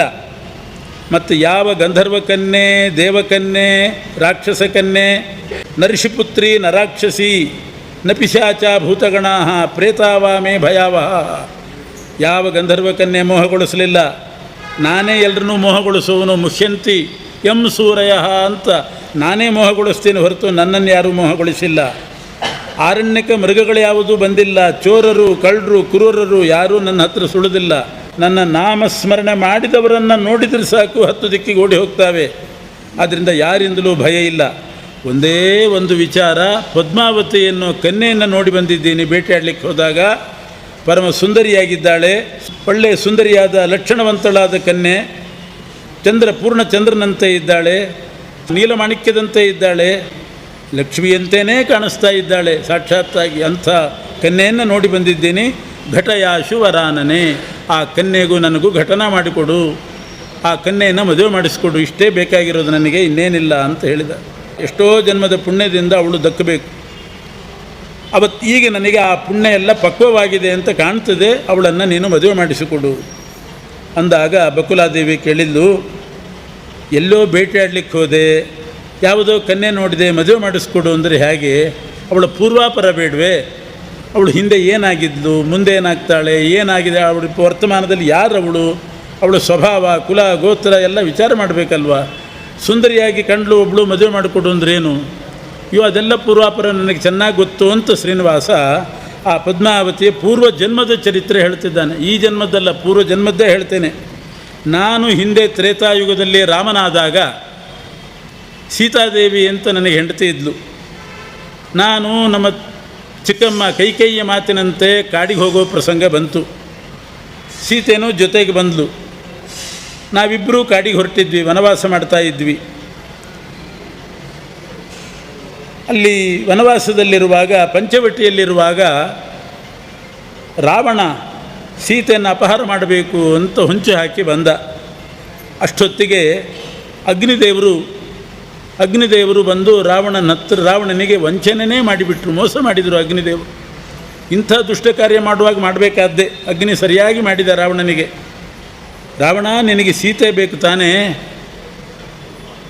ಸೀತೆಯನ್ನು ನಾನು ನಿನಗೆ ತಂದು ಕೊಡ್ತೀನಿ, ಇವಳಲ್ಲ ಸೀತೆ ಅಂತಂದ. ಅಷ್ಟರಲ್ಲಿ ಅಗ್ನಿ ಏನು ಮಾಡಿದ್ದ ಅಂದರೆ, ನಿಜವಾದ ಸೀತೆಯನ್ನು ಪಾತಾಳಕ್ಕೆ ಕರ್ಕೊಂಡು ಹೋಗಿ ಆ ಪಾತಾಳದಲ್ಲಿ ತನ್ನ ಹೆಂಡತಿ ಸ್ವಾಹಾದೇವಿಯ ಸನ್ನಿಧಾನದಲ್ಲಿ ಇಟ್ಟಿದ್ದ. ರಾವಣ ಸೀತಾಪಹಾರ ಮಾಡುವಾಗ ವೇದವತಿ ಅಂತ ಇನ್ನೊಬ್ಬಳು ಕನ್ಯೆ, ಅವಳದ್ದೊಂದು ಪ್ರತಿಕೃತಿ ಮಾಡಿ, ಅದು ಸೀತೆಯದ್ದೇ ಪ್ರತಿಕೃತಿ. ಆ ಸೀತೆಯ ಪ್ರತಿಕೃತಿ ಅಂದರೆ ಗೊಂಬೆ. ಅದರಲ್ಲಿ ವೇದವತಿಯ ಒಂದು ಕಲೆಯನ್ನು, ಸೀತಾದೇವಿಯ ಒಂದು ಅಂಶವನ್ನು, ಒಂದು ಕಲೆಯನ್ನು ಸೇರಿಸಿ, ಪ್ರಧಾನವಾಗಿ ಓಡಾಟ ಎಲ್ಲ ನಡಿಬೇಕಲ್ಲ, ಅದಕ್ಕೆ ಇಂದ್ರನನ್ನು ದೇಹಾಭಿಮಾನಿಯಾಗಿ ಅಲ್ಲಿಟ್ಟು ಅಗ್ನಿದೇವ ಆ ಪ್ರತಿಕೃತಿಯನ್ನು ತಂದು ರಾವಣನಿಗೆ ತೋರಿಸ್ತಾ ಇದ್ದಾನೆ. ಇವಳು ನನ್ನ ಹತ್ರ ಇದ್ಲು, ಇವಳು ನಿಜವಾದ ಸೀತೆ ಇವಳು. ರಾಮ ನನ್ನ ಹತ್ರ ಸೀತೆಯನ್ನು ಬಿಟ್ಟು ಹೋಗಿದ್ದ, ಯಾರಾದರೂ ಬಂದು ಏನಾದರೂ ಮಾಡ್ಯಾರು ಅಂತ ಭಯದಿಂದ ನನ್ನ ಹತ್ರ ಬಿಟ್ಟು ಹೋಗಿದ್ದ. ನೀನು ನನ್ನ ಶಿಷ್ಯ, ನಿನಗೆ ನನ್ನ ಮೇಲೆ ಬಹಳ ಪ್ರೀತಿ, ಅದಕ್ಕೆ ನಾನು ಬೇಕಾದರೆ ಸೀತೆಯನ್ನು ಕೊಡ್ತೇನೆ, ಇವಳೇ ಸೀತೆ, ಕರ್ಕೊಂಡು ಹೋಗು ಅಂತ ಆ ಗೊಂಬೆಯನ್ನು ಕೊಟ್ಟ ಅಗ್ನಿ. ನಿಜವಾದ ಸೀತೆಯನ್ನು ತನ್ನ ಲೋಕದಲ್ಲಿ ಬಚ್ಚಿಟ್ಟ. ಪಾತಾಳದಲ್ಲಿ ಯಾಕೆ ಬಚ್ಚಿಟ್ಟ ಅಂತಂದರೆ, ಅವತ್ತಿನ ದಿವಸ ಅಗ್ನಿ ಭೂಮಿಯಲ್ಲಿ ಇದ್ದಿಲ್ಲಂತೆ. ಈ ಯಜ್ಞ ಮಾಡುವವ್ರಿಗೆ ಗೊತ್ತಿರ್ತದೆ, ಯಾವುದು ಅಂದ್ರೆ ಆ ದಿವಸ ಯಜ್ಞ ಮಾಡೋದಿಲ್ಲ ಅವರು. ನಾವು ಕೇಳ್ತೀವಿ, ಭಾನುವಾರ ಇವತ್ತು ಯಜ್ಞ ಮಾಡಿಬಿಡ್ರಿ, ಹೋಮ ಮಾಡಿಬಿಡ್ರಿ ಅಂತ. ಪುರೋಹಿತರು ಹೇಳ್ತಾರೆ, ಭಾನುವಾರ ಆಗಿರ್ಬೋದು, ಇವತ್ತು ಭೂಮಿಯಲ್ಲಿ ಅಗ್ನಿ ಇಲ್ಲ ಅಂತ ಹೇಳ್ತಾರೆ ಅವರು. ಕೆಲವು ದಿವಸ ಅದೆಲ್ಲ ಜ್ಯೋತಿಷ್ಕರಿಗೆ, ಪುರೋಹಿತರಿಗೆ ಗೊತ್ತು. ಕೆಲವು ದಿವಸ ಭೂಮಿಯಲ್ಲಿ ಅಗ್ನಿ ಇರ್ತದೆ, ಕೆಲವು ದಿವಸ ಇರೋದಿಲ್ಲಂತೆ. ಇರೋದಿಲ್ಲ ಅಂದರೆ ಒಲೆ ಹತ್ತಿರಕ್ಕೆ ಇರೋದಿಲ್ಲ ಅಂತ ಅರ್ಥ ಅಲ್ಲ, ಯಾಗಾಗ್ನಿ ಇರೋದಿಲ್ಲ. ಯಾಗಾಗ್ನಿ ಪಾತಾಳದಲ್ಲಿರ್ತಾನಂತೆ ಕೆಲವು ಸಲ ಭೂಮಿಯಲ್ಲಿರ್ತಾನಂತೆ. ಅದನ್ನು ಹೇಳ್ತಾರೆ ಹಾಗೆ, ಇಂಥ ದಿವಸನೇ ಹೋಮ ಮಾಡಬೇಕು. ಯಾಕೆ? ಭೂಮಿಯಲ್ಲಿ ಅಗ್ನಿ ಇದೆ. ಅಗ್ನಿ ಇದ್ದರೆ ಅಗ್ನಿಕುಂಡದಲ್ಲಿ ಹೋಮ ಮಾಡ್ಬೋದು, ಯಾಗಾಗ್ನಿ ಇಲ್ಲದಿದ್ದರೆ ಇಲ್ಲ. ಅವತ್ತು ಪಾತಾಳದಲ್ಲಿ ಇದ್ದಂತೆ. ಅದಕ್ಕೆ ಪಾತಾಳಕ್ಕೆ ಕರ್ಕೊಂಡು ಹೋಗಿ ನಿಜವಾದ ಸೀತೆಯನ್ನು ಅಲ್ಲಿ ಬಚ್ಚಿಟ್ಟು ವೇದವತಿಯನ್ನು ತಂದು, ಇವಳೇ ನಿಜವಾದ ಸೀತೆ, ನನ್ನ ಹತ್ರ ಇದ್ಲು, ರಾಮ ನನ್ನ ಹತ್ರ ಬಿಟ್ಟು ಹೋಗಿದ್ದ, ನೀ ತಗೋ ಅಂತ ಹೇಳ್ತಾ ಇದ್ದಾನೆ. ರಾವಣ ನಂಬಿಬಿಟ್ಟ. ರಾವಣನಿಗೆ ಅಗ್ನಿದೇವರ ಮೇಲೆ ಬಹಳ ವಿಶ್ವಾಸ. ರಾವಣನಿಗೆ ಅಷ್ಟದಿಕ್ಪಾಲಕರ ಪೈಕಿ 4 ಮಂದಿ ಶತ್ರುಗಳಂತೆ, 4 ಮಂದಿ ಮಿತ್ರರಂತೆ. ಪ್ರಧಾನ ದಿಕ್ಕುಗಳಂತಿದೆ ನೋಡಿ, ಪೂರ್ವ ದಿಕ್ಕಿನ ಇಂದ್ರ, ದಕ್ಷಿಣ ದಿಕ್ಕಿನ ಯಮ, ಪಶ್ಚಿಮ ದಿಕ್ಕಿನ ವರುಣ, ಉತ್ತರ ದಿಕ್ಕಿನ ಕುಬೇರ, ಇವರೆಲ್ಲ ಶತ್ರುಗಳು ರಾವಣನಿಗೆ. ಅದೇ ಮೂಲೆ ದಿಕ್ಕಿದೆಯಲ್ಲ ವಿದಿಕ್ಕು, ಅದರ ಅಧಿಪತಿಗಳೆಲ್ಲ ಮಿತ್ರರಂತೆ. ಆಗ್ನೇಯ ದಿಕ್ಕಿನ ಅಧಿಪತಿ ಅಗ್ನಿ ಮಿತ್ರ, ನೈಋತ್ಯಾಧಿಪತಿ ನಿವೃತ್ತಿ ಅವನು ಮಿತ್ರ, ವಾಯುವ್ಯ ದಿಕ್ಕಿನ ಅಧಿಪತಿ ಪ್ರವಾಹವಾಯು ಅಂತಿದ್ದ 49 ಮಂದಿ ಮರುತುಗಳಲ್ಲಿ ಅವನು ಮಿತ್ರ. ರುದ್ರದೇವರಂತೂ ವಿಶೇಷ ಪ್ರಿಯ ಭಕ್ತಿ, ರಾವಣನಿಗೆ ರುದ್ರದೇವರ ಮೇಲೆ ಭಕ್ತಿ. ಹೀಗೆ 4 ದಿಕ್ಪಾಲಕರು ಶತ್ರು, 4 ದಿಕ್ಪಾಲಕರು ಮಿತ್ರರು. ಅಗ್ನೌ ಹರೇಚ ಅಂತಾರೆ. ಅಗ್ನೌ ಹರೇಚ ವಿಶ್ವಾಸ. ವಿಶೇಷವಾಗಿ ರಾವಣನಿಗೆ ಅಗ್ನಿಯಲ್ಲಿ ಮತ್ತು ಹರನಲ್ಲಿ ವಿಶ್ವಾಸ. ಅಗ್ನಿ ಮಾತು ನಂಬಿಬಿಟ್ಟ. ಆ ವೇದವತಿಯ ಸನ್ನಿಧಾನ ಇರುವಂಥ ಗೊಂಬೆಯನ್ನು ಕರ್ಕೊಂಡು ಹೋದ. ವೇದವತಿ ಯಾಕಿದ್ಲಲ್ಲಿ ಅಂತ ಪ್ರಶ್ನೆ. ಸೀತೆ ಪ್ರತಿಕೃತಿ, ಅದು ಸೀತೆ ಗೊಂಬೆ. ಸೀತೆದು ಒಂದು ಕಲೆ ಮಾತ್ರ ಇತ್ತು, ಅಭಿಮಾನಿಯಾಗಿದ್ದಿಲ್ಲ ಸೀತೆ. ಒಂದು ಕಲೆ ಇತ್ತು. ಯಾಕೆ ಅಂದರೆ ಮುಂದೆ ಹನುಮಂತನಿಗೆ ಸೀತೆ ಕೆಲವು ವೃತ್ತಾಂತ ಹೇಳ್ತಾಳೆ. ರಾಮನಿಗೆ ಹೇಳು ಅಂತ ಕೆಲವು ಘಟನೆ ಹೇಳ್ತಾಳೆ. ಆ ಘಟನೆ ಹೇಳಲಿಕ್ಕೋಸ್ಕರ ವಾಯಸ ವೃತ್ತಾಂತ, ಆ ಕಾಗೆ ಬಂದು ಎದೆಗೆ ಕುಕ್ಕಿದ್ದು, ಇದೆಲ್ಲ ಸೀತೆ ಹೇಳಿ ಕಳಿಸ್ತಾಳೆ.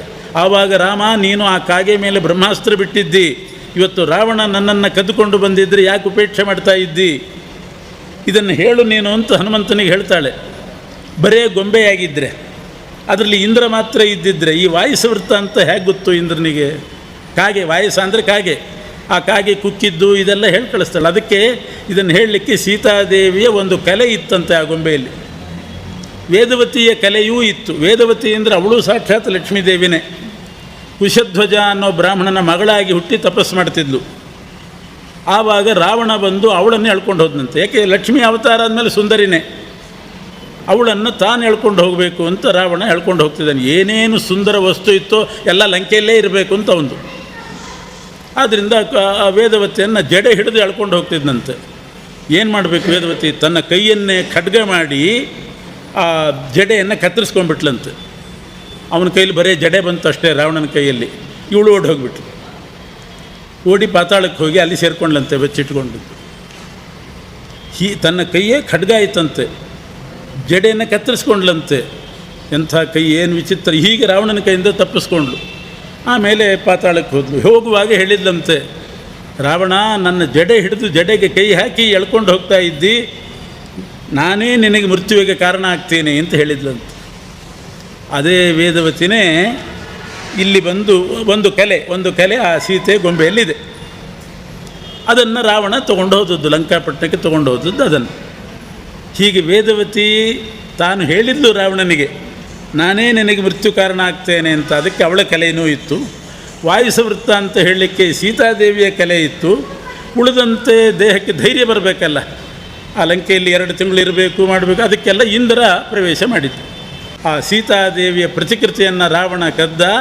ಆ ಪ್ರತಿಕೃತಿ ಎಂಥದ್ದು ಅಂತಂದರೆ ದೇವ್ಯಾಶ್ಚ ಸನ್ನಿಧಿಯುತಾಂ ಪ್ರವಿವೇಶ ಶಕ್ರಃ. ಇಂದ್ರ ಪ್ರವೇಶ ಮಾಡಿದ್ದ. ದೇವ್ಯಾಶ್ಚ ಚಕಾರದಿಂದ ಸೀತಾದೇವ್ಯ ವೇದವತಿ ದೇವ್ಯಾಶ್ಚ ಸನ್ನಿಧಿಯುತಾಂ, ಅವರದ್ದು ಸನ್ನಿಧಾನ ಮಾತ್ರ. ಅಭಿಮಾನಿಯಾಗಿದ್ದದ್ದು ದೇಹಕ್ಕೆ ಇಂದ್ರ. ಅಂತೂ ಇಂಥ ಪ್ರತಿಕೃತಿಯನ್ನು ಕದ್ದುಕೊಂಡು ಹೋಗಿದ್ದ ರಾವಣ. ಆಮೇಲೆ ರಾಮದೇವರು ಹೋಗಿ ಇದಕ್ಕೆ ಲಂಕೆಗೆ ಹೋಗಿ ರಾವಣನ ಕೊಂದು ಸೀತೆಯನ್ನು ಅಗ್ನಿ ಪ್ರವೇಶ ಮಾಡಿಸಿದರು. ಅಂದರೆ ಏನರ್ಥ? ಸೀತೆಯ ಒಂದು ಕಲೆ, ಸನ್ನಿಧಾನ ಇರತಕ್ಕಂಥ ಆ ಗೊಂಬೆಯನ್ನೇ ಅಗ್ನಿ ಪ್ರವೇಶ ಮಾಡಿಸಿದರು. ಇಂದ್ರ ಇದ್ದ, ಅಗ್ನಿ ಪ್ರವೇಶ ಆಯಿತು. ಅಗ್ನಿ ಪ್ರವೇಶ ಮಾಡಿ ಪರಿಶುದ್ಧಳು ಅಂತ ತೋರಿಸಲಿಕ್ಕೆ ಅಗ್ನಿ ಪ್ರವೇಶ ಮಾಡಿ ಮೇಲೆ ಬರುವಾಗ ಸೀತೆನೂ ಬಂದಳು, ವೇದವತಿನೂ ಬಂದು ಬೇರೆ ಬೇರೆಯಾಗಿ ಸೀತೆ ಮತ್ತು ವೇದವತಿ ಇಬ್ಬರು 2 ರೂಪದಿಂದ ಬಂದರು. ರಾಮ ಕಂಡು ಹಿಡ್ದ, ಸೀತೆ ಇವಳು ಅಂತ ಗೊತ್ತಾಯಿತು. ಸೀತೆಯನ್ನು ಕೇಳ್ತಿದ್ದಾನೆ, ಜಾನಕಿ ನಿನ್ನ ಪರಿಚಯ ಆಯಿತು, ನಿನ್ನ ಹಾಗೆ ನಿನ್ನ ಪಕ್ಕದಲ್ಲಿ ಇನ್ನೊಬ್ಬಳಿದ್ದಾಳೆ, ಅವಳು ಅಗ್ನಿಯಿಂದ ಮೇಲೆ ಬಂದಳು, ಅವಳು ಯಾರು? ಸುಮ್ಮನೆ ಕೇಳಿದ ರಾಮ. ಆಗ ಸೀತೆ ಹೇಳ್ತಾಳೆ, ಇವಳು ಯಾರು ಅಂತಂದರೆ, ರಾವಣ ನನ್ನನ್ನು ಕದಿಲಿಕ್ಕೆ ಅಂತ ಬಂದಾಗ ನನ್ನ ಪ್ರತಿಕೃತಿಯನ್ನು ಕದ್ದದ್ದು ರಾವಣ. ಆ ಪ್ರತಿಕೃತಿಯಲ್ಲಿ ವೇದವತಿ ಸೇರಿದ್ಲು, ಒಂದು ಕಲೆಯಿಂದ ಅವಳು ಸೇರಿದ್ಲು. ಲಂಕೆಯಲ್ಲಿದ್ದದ್ದು ಇವಳು ಇದ್ಲು ಆ ಪ್ರತಿಕೃತಿಯಲ್ಲಿ. ದುಃಖ ಎಲ್ಲ ಅನುಭವಿಸಿದ್ದಾಳೆ, ನನಗೋಸ್ಕರ ಇವಳಲ್ಲಿದ್ಲು. ಆದ್ದರಿಂದ ಇವಳನ್ನು ನೀವು ಮದುವೆ ಮಾಡಿಕೊಳ್ಳ್ರಿ ಅಂತ ಸೀತಾದೇವಿ ಆಗ ರಾಮಾವತಾರ ಕಾಲದಲ್ಲಿ ಕೇಳಿದ್ದಂತೆ. ಹೀಗೆ ಮದುವೆ ಮಾಡಿಕೊಳ್ಳೋಣ ಅಂತಂದರೆ ರಾಮ ಹೇಳ್ತಾನೆ, ಈಗ ನಾನು ಏಕಪತ್ನಿ ವ್ರತಸ್ಥನಾಗಿದ್ದೀನಿ, ಈಗ ಮದುವೆ ಮಾಡಿಕೊಳ್ಳೋದಿಲ್ಲ ಅಂತಂದು. ಈಗಲೇ ಮಾಡಿಕೊಳ್ಳ್ರಿ ಅಂತಾಳೆ ಸೀತಾದೇವಿ. ನಮಗೆ ಉಪಕಾರ ಮಾಡಿದ್ದಾಳೆ, ನನ್ನ ಜಾಗದಲ್ಲಿ ಇದ್ದವಳು ಇವಳು, ಆದ್ದರಿಂದ ಇವಳನ್ನು ಮದುವೆ ಮಾಡಿಕೊಳ್ಳ್ರಿ ಅಂದರೆ ಮಾಡಿಕೊಳ್ಳೋದಿಲ್ಲ. ಏಕಪತ್ನಿ ವ್ರತಸ್ಥ ರಾಮ ಅದೊಂದು ವಿಶೇಷ ವ್ರತ ಮಾಡಿದ್ದಾನೆ. ರಾಜಾನೋ ಬಹುವಲ್ಲಭಾಹ, ಎಷ್ಟು ಜನರನ್ನು ಬೇಕಾದ್ರೆ ಮದುವೆ ಮಾಡ್ಕೋಬಹುದಾಗಿತ್ತು, ಆದರೆ ಸೀತೆಯನ್ನು ಬಿಟ್ಟು ಇನ್ಯಾರನ್ನೂ ಮದುವೆ ಮಾಡಿಕೊಳ್ಳೋದಿಲ್ಲ ಅಂತ ಪ್ರತಿಜ್ಞೆ. ದ್ವಾಪರದಲ್ಲಿ ಮಾಡಿಕೊಳ್ಳಿ ಅಂತಂದು. ತ್ರೇತಾಯುಗದಲ್ಲಿ ರಾಮಾವತಾರ, ಅದ್ರ ಮುಂದಿನ ದ್ವಾಪರದಲ್ಲಿ ಮಾಡಿರಿ. ದ್ವಾಪರೇ ಅಂಗೀಕರೋಮೀತಿ ಬಹೂನಾಂ ವರದೋಯತಃ. ಅಯ್ಯೋ ದ್ವಾಪರದಲ್ಲಿ ಬೇಡ, ಈಗಾಗಲೇ 16,108 ಮಂದಿ ಕಾಯ್ತಾ ಇದ್ದಾರೆ ದ್ವಾಪರದಲ್ಲಿ. ಬಂದವರಿಗೆಲ್ಲ ಹೇಳಿದ್ದಂತೆ ಮುಂದೆ ದ್ವಾಪರದಲ್ಲಿ ಬರ್ತೀನಿ ದ್ವಾಪರದಲ್ಲಿ ಅಂತ. ಎಲ್ರಿಗೂ ದ್ವಾಪರನೇ ಹೇಳಿದ್ದಾನೆ. ತ್ರೇತಾಯುಗದಲ್ಲಿ ಕೇಳಿಕೊಂಡು ಬಂದವರಿಗೆಲ್ಲ ದ್ವಾಪರ. ಆ 16,108 ಮಧ್ಯೆಯಲ್ಲಿ ಇವಳನ್ನೆಲ್ಲಿ ಸೇರಿಸ್ಕೊಳ್ಳಿ, ಇವಳಿಗೆ ಬೆಲೆನೇ ಇಲ್ದಂಗಾಗತ್ತೆ, ಬೇಡ, ದ್ವಾಪರನ್ನು ಮುಗಿದ ಮೇಲೆ ಕಲಿಯುಗದಲ್ಲಿ ಮದುವೆ ಮಾಡ್ಕೊಳ್ತೇನೆ. ಹಾಗಾದ್ರೆ ಅಲ್ಲಿ ತನಕ ಇವಳೇನು ಮಾಡಬೇಕು, ವೇದವತಿ ಏನು ಮಾಡಬೇಕು? ವೇದವತಿ ಅಲ್ಲಿಯ ತನಕ ಸತ್ಯಲೋಕದಲ್ಲಿ ಬ್ರಹ್ಮದೇವರ ಕೈಯಿಂದ ಪೂಜೆ ಮಾಡಿಸ್ಕೊಂಡಿರಲಿ ಅಂತ ಹೇಳ್ತಾನೆ. ರಾಮನೇ ಹೇಳಿದ್ದು, ಚತುರ್ಮುಖ ಬ್ರಹ್ಮದೇವರಿಂದ ಪೂಜಿತಳಾಗಿ ಅಲ್ಲಿರಲಿ, 28ನೇ ಕಲಿಯುಗ ಬಂದಾಗ ನಾನು ಮದುವೆ ಮಾಡ್ಕೊಳ್ತೇನೆ, ಆವಾಗ ಅವಳು ಭೂಮಿಗೆ ಬರಲಿ ಅಂತ ಹೇಳಿದ್ದ. ಆಮೇಲೆ ವೇದವತಿ ಅಲ್ಲಿ ಹೋಗಿದ್ಲು, ಆ ಕಲೆ ಅಲ್ಲಿ ಹೋಯಿತು, ಅಲ್ಲಿ ಬ್ರಹ್ಮದೇವರ ಲೋಕದಲ್ಲಿತ್ತು. ಅದೇ ವೇದವತಿನೇ ಈಗ ಪದ್ಮಾವತಿ ಅನ್ನೋ ಹೆಸರಿನಿಂದ ಆಕಾಶರಾಜನ ಮಗಳಾಗಿ ಬಂದಿದ್ದಾಳೆ. ನಾನು ನೋಡಿ ಬಂದದ್ದು ಆ ಪದ್ಮಾವತಿಯನ್ನು. ಇಷ್ಟು ಪೂರ್ವಜನ್ಮದ ವೃತ್ತಾಂತ. ಸೀತೆಗೆ ಮಾತು ಕೊಟ್ಟಿದ್ದೆ ಇವಳನ್ನು ಮದುವೆ ಮಾಡಿಕೊಡ್ತೇನೆ ಅಂತ. ಶ್ರೀನಿವಾಸ ಪದ್ಮಾವತಿಯ ವೃತ್ತಾಂತವನ್ನೆಲ್ಲ ಹೇಳಿದ್ದಾನೆ. ಸರಿ, ಹಾಗಾದರೆ ಇಷ್ಟೆಲ್ಲ ಇದ್ದ ಮೇಲೆ ಬಹಳ ಒಳ್ಳೆಯದೇ ಆಯಿತು, ನಾನು ಹೋಗ್ತೀನಿ ಅಂತ ಹೊರಟಿದ್ದಾಳೆ. ಆ ಪದ್ಮಾವತಿಯ ಸಂಗಮ ನನಗಾಗುವಂತೆ ಮಾಡು. ತೊಮ್ಮೆ ಪಿತಾ ಮಾತಾ ಪಿತಾ ದೇವಿ ಭ್ರಾತ ಮಾತುಲಯೇವಚ, ನೀನೇ ನನಗೆಲ್ಲ ಬಂಧು, ತಾಯಿ ನೀನು, ತಂದೆ, ಭ್ರಾತ, ಅಣ್ಣ, ಸೋದರ ಮಾವ ಎಲ್ಲ ನೀನೇ. ನನ್ನ ಭಕ್ತರಾದಂಥ ಪ್ರಹ್ಲಾದ, ಅಕ್ರೂರ, ಧ್ರುವ, ಗಜೇಂದ್ರ, ಉದ್ಧವ, ಅರ್ಜುನ, ಬಲಿಚಕ್ರವರ್ತಿ, ಅಜಾಮಿಳ, ದ್ರೌಪದಿ, ವಿಭೀಷಣ, ಎಷ್ಟು ಜನ ಇದ್ದಾರೆ, ಅವರಂತೆ ನೀನು ಕೂಡ ನಿಜವಾದ ಬಂಧು ನೀನು. ಬಕುಲಾದೇವಿ ಈ ಕೆಲಸ ಮಾಡಿಕೊಡು ಅಂತ, ಬಾಂಧವ್ಯ ಉಳಿಸ್ಕೊಳ್ಳಿಕ್ಕೆ ಮಾಡು ಅಂತಾನೆ. ಬಾಂಧವರು ಅಂದರೆ ಏನು? ಇಂಥ ಕೆಲಸ ಮಾಡಿದರೆ ಆವಾಗ ಅವರು ಬಂಧುಗಳು ಅಂತ ಅನಿಸ್ಕೊಳ್ತಾರೆ. 5 ಲಕ್ಷಣ ಹೇಳ್ತಾರೆ ಬಂಧುಗಳಿಗೆ. ಉತ್ಸವ, ಮನೆಯಲ್ಲಿ ಏನೋ ಹಬ್ಬ ಇದೆ, ಮದುವೆ, ಮುಂಜಿ ಅಥವಾ ನಾಮಕರಣ, ಏನೋ ಕಾರ್ಯಕ್ರಮ ಇದೆ, ಆವಾಗ ಯಾರು ಬಂದು ಅಲ್ಲಿ ಓಡಾಡ್ತಾರೆ ಅವರು ಬಂಧುಗಳು. ಇನ್ನು ಅವರೇ ಮಾಡಿಕೊಳ್ಳಿ, ನಾವ್ಯಾಕೆ ಹೋಗಬೇಕು ಅಂತ ಸುಮ್ಮನೆ ಕೂತ್ರೆ ಅವ್ರು ಹೇಗೆ ಬಂಧುಗಳಾಗ್ತಾರೆ? ಮನೆಯಲ್ಲಿ ಉತ್ಸವ ಇದ್ದಾಗ, ಮದುವೆ ಉಪನಯನ ಇದ್ದಾಗ ಬರಬೇಕಷ್ಟೇ ಎಲ್ಲರೂ ಕೂಡ. ಎಲ್ಲರೂ ಬಂದರೆ ಕಳೆ ಕಟ್ಟುತ್ತೆ, ಅವನು ಬಂಧು. ಉತ್ಸವೇ ವ್ಯಸನೇ ಚೈವ, ಏನಾದರೂ ದುಃಖ ಬಂದಾಗ ಬಂದು ಸಾಂತ್ವನಗೊಳಿಸ್ಬೇಕು, ಅವನು ಬಂಧು ಆಗ್ತಾನೆ. ದುರ್ಭಿಕ್ಷೆ, ಏನೋ ಊಟಕ್ಕೆ ಗತಿ ಇಲ್ಲ ಅನ್ನೋ ಪ್ರಸಂಗ ಬಂತು, ಆವಾಗ ಧನ ಸಹಾಯ ಮಾಡಿ ಅವರಿಗೆ ಜೀವನಕ್ಕೆ ಉಪಕಾರ ಮಾಡಿದರೆ ಅವನು ಬಂಧು ಆಗ್ತಾನೆ. ಶತ್ರು ಸಂಕಟೆ, ಶತ್ರುಗಳ ಬಾಧೆ ಬಂದಾಗ ನಾವಿದ್ದೀವಿ ಅಂತ ಧೈರ್ಯ ಹೇಳಿಕೊಂಡು ಆ ಶತ್ರು ಸಂಕಟ ಪರಿಹಾರ ಮಾಡಲಿಕ್ಕೆ ಬಂದರೆ ಅವರು ಬಂಧುಗಳಾಗ್ತಾರೆ. ರಾಜದ್ವಾರೆ ಸ್ಮಶಾನೇಚ, ರಾಜನ ಹತ್ರ ಏನೋ ಕೆಲಸ ಇದೆ, ಒಬ್ಬರು ಹೋದರೆ ಆಗೋದಿಲ್ಲ, 10 ಜನ ಹೋಗಬೇಕಾಗ್ತದೆ. ಆಗ ಬಂಧುಗಳೆಲ್ಲ ಒಟ್ಟಾಗಿ ರಾಜದ್ವಾರದಲ್ಲಿ ಬಂದು ಕೆಲಸ ಮಾಡಿದರೆ ಬಂಧುಗಳು. ಹಾಗೆ ಯಾರಾದರೂ ಹೋದಾಗ ಸ್ಮಶಾನೇಚ, ಅಲ್ಲಿಯೂ ಬಂದು ಭಾಗವಹಿಸಬೇಕು, ಅವರು ಬಂಧುಗಳಾಗ್ತಾರೆ. ಸ್ನೇಹವನ್ನು ಬಂಧನ ಮಾಡಿಬಿಡಬೇಕು, ಸ್ನೇಹ ಹೋಗಬಾರ್ದು. ಆವಾಗ ಅವರಲ್ಲಿ ಕಟ್ಟಿ ಹಾಕಬೇಕು ಸ್ನೇಹವನ್ನು. ಅಂಥವ್ರಿಗೆ ಬಂಧು ಅಂತ ಕರೀತಾರೆ. ಅಂಥ ಬಂಧು ನೀನು, ನೀನೇ ಎಲ್ಲ ಕೆಲಸ ಮಾಡು ಅಂತಂದಾಗ ಬಕುಲಾದೇವಿಗೆ ಮನಸ್ಸಮಾಧಾನ ಆಯಿತು. ನಾನು ಹೋಗಿ ಕಾರ್ಯ ಮಾಡಿಕೊಂಡು ಬರ್ತೇನೆ ಅಂಥೇಳಿ. ಹೇಗೆ ಹೋಗಬೇಕು ಹೇಳು, ನಾರಾಯಣಪುರಕ್ಕೆ ಹೇಗೆ ಹೋಗಬೇಕು? ಶ್ರೀನಿವಾಸನೇ ಒಂದು ಕುದುರೆ ವ್ಯವಸ್ಥೆ ಮಾಡಿದ. ಕುದುರೆ ಮೇಲೆ ಕೂತ್ಕೊಂಡು ಹೋಗು. ಇಲ್ಲಿಂದ ನೀನು ಹೊರಟ ಮೇಲೆ ಮೊದಲು ಇದು ಸಿಗುತ್ತೆ, ಕಪಿಲತೀರ್ಥ, ಕಪಿಲೇಶ್ವರ, ಆ ರುದ್ರದೇವರಿಗೆ ಪ್ರಾರ್ಥನೆ ಮಾಡು. ಅಲ್ಲಿಂದ ಮುಂದೆ ಹೋಗುವಾಗ ಶುಕಾಶ್ರಮ ಸಿಗ್ತದೆ, ಶುಕಾಚಾರ್ಯರದ್ದು. ಶುಕಾಶ್ರಮದ ಮುಂದೆ ಹೋಗು. ಅಗಸ್ತೇಶ್ವರ ಅಂತ ಅಲ್ಲಿ ಮತ್ತೆ ರುದ್ರದೇವರ ಸನ್ನಿಧಾನ. ಅದರ ಮೂಲಕವಾಗಿ ನೀನು ನಾರಾಯಣಪುರಕ್ಕೆ ಹೋಗುವಂಥ ದಾರಿ ಹೇಳಿ ಕಳಿಸಿದ. ಒಳ್ಳೆಯ ಶುಭ ಮುಹೂರ್ತದಲ್ಲಿ ಸೋಮವಾರ, ಪುಷ್ಯ ನಕ್ಷತ್ರ, ಪ್ರಾಜಾಪತ್ಯ ಯೋಗ ಅಂತ ಕರೀತಾರೆ. ಆ ಸೋಮವಾರ ಪುಷ್ಯ ನಕ್ಷತ್ರಕ್ಕೆ, ಆ ನಕ್ಷತ್ರದಲ್ಲಿ ಹೊರಟಿದ್ದಾಳೆ ಬಕುಲಾದೇವಿ. ಅಲ್ಲೆಲ್ಲ ಬಂದು ಕಪಿಲೇಶ್ವರಕ್ಕೆ ಬಂದು ಆಮೇಲೆ ಶುಕಾಶ್ರಮದಿಂದ ಸುವರ್ಣಮುಖರಿ ನದಿ ದಾಟಿ ಅಗಸ್ತ್ಯೇಶ್ವರಕ್ಕೆ ಬರಬೇಕು. ಅಗಸ್ತ್ಯೇಶ್ವರನ ಸನ್ನಿಧಾನಕ್ಕೆ ಬಂದಾಗ ಅಲ್ಲಿ ಶಿವಾಲಯದಲ್ಲಿರ್ತಕ್ಕಂಥ ಶಿವನನ್ನು ನೋಡಿ, ಅಲ್ಲಿ ಹೇಳುವಾಗ ಹಾಗಿದೆ ಆ ಶ್ಲೋಕ, ಶಿವಾಲಯದಲ್ಲಿರ್ತಕ್ಕಂಥ ಶಿವನನ್ನು ನೋಡಿ ಶಿವಮಂದಿರದಲ್ಲಿರ್ತಕ್ಕಂಥ ಕೆಲವು ಹೆಣ್ಣು ಮಕ್ಕಳನ್ನು ನೋಡಿದ್ಲು ಅಂತ ಉಂಟು. ಶಿವಾಲಯೇ ಶಿವಂ ದೃಷ್ಟ, ಶಿವಾಲಯದಲ್ಲಿ ಶಿವನನ್ನು ನೋಡಿದ್ಲಂತೆ. ಶಿವಮಂದಿರದಲ್ಲಿ ಒಂದಿಷ್ಟು ಹೆಣ್ಣುಮಕ್ಕಳು ಕೂತಿದ್ದರು, ಅವರನ್ನು ನೋಡಿದ್ಲಂತೆ. ಶಿವಾಲಯದಲ್ಲಿ ಶಿವನನ್ನು ನೋಡಲಿಕ್ಕೆ ಶಿವಮಂದಿರಕ್ಕೆ ಬಂದಿರತಕ್ಕಂಥ ಹೆಣ್ಣು ಮಕ್ಕಳನ್ನು ನೋಡಿ, ಯಾರು ನೀವು ಅಂತ ಕೇಳ್ತಾಳೆ ಬಕುಲಾದೇವಿ. ಶಿವಾಲಯ ಅಂದ್ರೇನು, ಶಿವಮಂದಿರ ಅಂದ್ರೇನು? ಶಿವಾಲಯ ಅಂದರೆ ರುದ್ರದೇವರ ಶಿವಲಿಂಗ ಇರುವ ಗರ್ಭಗುಡಿ, ಅದಕ್ಕೆ ಶಿವ ಆಲಯ ಅಂತ ಹೆಸರು.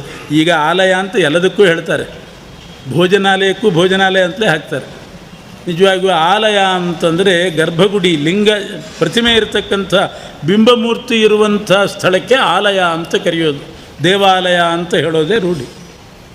ಮಂದಿರ ಅಂತಂದರೆ ಮದಂತೆ ಅತ್ರೇತಿ ಮಂದಿರಂ, ಗರ್ಭಗುಡಿಯಲ್ಲಿರ್ತಕ್ಕಂಥ ದೇವರನ್ನು ನೋಡಿ ಹೊರಗಡೆ ಮುಖಮಂಟಪದಲ್ಲಿ ಕೂತು ಬಿಡಬೇಕು. ಮುಖಮಂಟಪದಲ್ಲಿ ಕೂತು ಧ್ಯಾನ ಮಾಡಿ ಹೋದರೆ ಆ ಮುಖಮಂಟಪಕ್ಕೆ ಮಂದಿರ ಅಂತಾರೆ, ಗರ್ಭಗುಡಿಗೆ ಆಲಯ ಅಂತಾರೆ. ಅಲ್ಲಿ ಹೊರಗಡೆ ಕೂತಿದ್ರಂತೆ ಹೆಣ್ಣುಮಕ್ಕಳೆಲ್ಲ.